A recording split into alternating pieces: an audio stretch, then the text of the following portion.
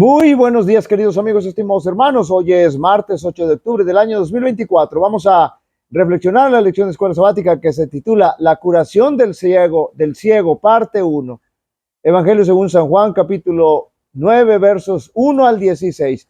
Al pasar Jesús vio a un hombre ciego de nacimiento y le preguntaron sus discípulos diciendo: Rabí, ¿quién pecó, este o sus padres, para que haya nacido ciego? Respondiendo Jesús: no es que pecó este ni sus padres, sino para que las obras de Dios se manifiesten en él. Me es necesario hacer las obras del que me envió, entre tanto que el día dura, la noche viene cuando nadie puede trabajar. Entre tanto que estoy en el mundo, luz soy del mundo. Dicho esto, escupió en la tierra e hizo lodo con la saliva y untó con el lodo los ojos del ciego. Y le dijo: ve y lávate en el estanque de Siloé, que traducido es enviado. Fue entonces y se lavó y regresó viendo. Entonces los vecinos y los que antes le habían visto que era ciego decían: ¿no es este el que se sentaba y mendigaba? Unos decían: él es, y otros: a él se parece. Él decía: yo soy. Y le dijeron: ¿cómo te fueron abiertos los ojos? Respondió él y dijo: aquel hombre que se llama Jesús hizo lodo, me untó los ojos y me dijo: ve a Siloé y lávate. Y fui, me lavé y recibí la vista. Entonces le dijeron: ¿dónde está él? Él dijo: no sé. Llevaron ante los fariseos al que había sido ciego y era día de reposo cuando Jesús había hecho el lodo y le había abierto los ojos. Volvieron pues a preguntarle también los fariseos cómo había recibido la vista. Él les dijo: me puso lodo sobre los ojos y me lavé y veo. Entonces algunos de los fariseos decían: ese hombre no procede de Dios, porque no guarda el día de reposo. Otros decían: ¿cómo puede un hombre pecador hacer estas señales? Y había disensión entre ellos. Un vicio terrible que aún hasta nuestros días nos alcanza, nos ha llegado, y es el siguiente: creer o pensar que si alguien está enfermo sería porque pecó.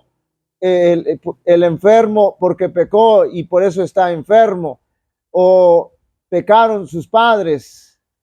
Y si ustedes notaron la lectura bíblica, los mismos discípulos preguntaban a Jesús respecto al hombre ciego, que quién había pecado, sus padres o él. Claro que la ceguera del hombre no era por causa de algún pecado específico que cometieron él o sus padres, por lo que había sido castigado con esa enfermedad. En realidad, muchas de nuestras enfermedades son causa de nuestras malas decisiones respecto a nuestro estilo de vida. Pero eso no es un castigo, sino una consecuencia lógica de que a una mala acción le sigue una mala reacción. Pero repito, eso no es un castigo por los pecados, sino que es una consecuencia.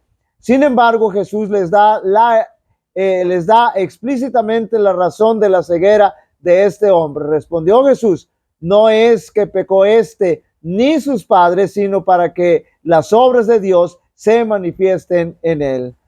Ahora, quiero que noten que Jesús siempre fomentaba y motivaba, la fe de aquellas personas que sanaba. Al hombre ciego le unta barro en la parte superficial de los ojos y le pide que vaya a lavarse al estanque de Siloé. Este es el preciso momento en que Jesús pide, motiva, mueve la fe del hombre.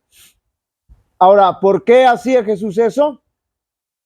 Porque quería que creyeran en él como el Mesías, como el Hijo de Dios, es decir, como Dios, que aceptaran su divinidad y la razón por la cual había venido a este mundo. Pero la preocupación de los fariseos era saber quién había violado el sábado, según ellos, haciendo ese milagro que le devolvía la vista al ciego. No les interesaba para nada el bienestar y la salud del que había sido sanado. Solo querían reprender y castigar a Jesús por haber hecho bien en sábado, diciendo ellos que había violado la santidad del sábado. Y la ceguera de estos fariseos era más grave que la del ciego de nacimiento, porque era una ceguera espiritual, noten bien, y esa es la más difícil de sanar, porque el ciego espiritual no quiere aceptar que está ciego, por lo tanto no siente la necesidad de que Jesús le sane de manera especial. Job fue terriblemente afligido y sus amigos procuraron hacerle reconocer, noten bien, que su sufrimiento era el resultado del pecado e hicieron que él se sintiera bajo condenación. Presentaron el caso de él como el de un gran pecador, pero el Señor los reprendió por la forma en que juzgaban a su fiel amigo. Hay maldad en nuestro mundo, pero no todo el sufrimiento es el resultado de una conducta pervertida. Se nos presenta a Job claramente como un hombre a quien el Señor permitió que Satanás afligiera. El enemigo lo despojó de todo lo que poseía. Se rompieron sus vínculos familiares. Perdió a sus hijos durante un tiempo. Perdió a sus hijos. Durante un tiempo el cuerpo se le cubrió de llagas repugnantes y sufrió muchísimo. Sus amigos vinieron para consolarlo, pero trataron de convencerlo de que era responsable de sus aflicciones por su proceder pecaminoso. Sin embargo, él se defendió y negó la acusación declarando: consoladores molestos sois todos vosotros. Al intentar hacerlo culpable delante de Dios y merecedor de su castigo, lo sometieron a una penosa prueba y describieron erróneamente el carácter de Dios. Con todo, Job no se apartó de su lealtad y Dios recompensó a su fiel siervo. Cristo vino a revelar al mundo el conocimiento del carácter de Dios. La verdad de Dios había estado oculta bajo una montaña de tradición y error.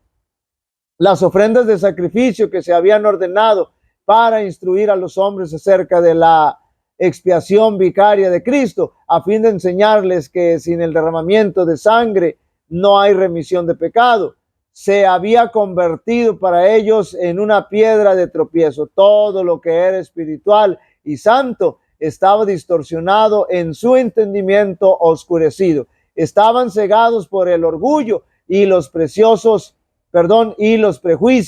de modo que no podían ver el propósito de lo que había sido abolido. Jesús vino a cambiar el orden de las cosas que entonces existía y a revelarles el carácter del Padre, que es amor, por supuesto.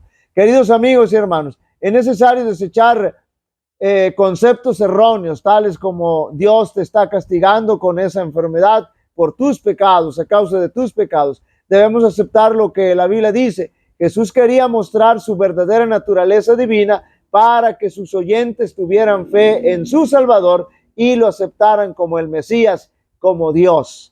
Jehová te bendiga y te guarde. Jehová haga resplandecer su rostro sobre ti y tenga de ti misericordia. Jehová alce sobre ti su rostro y te dé paz.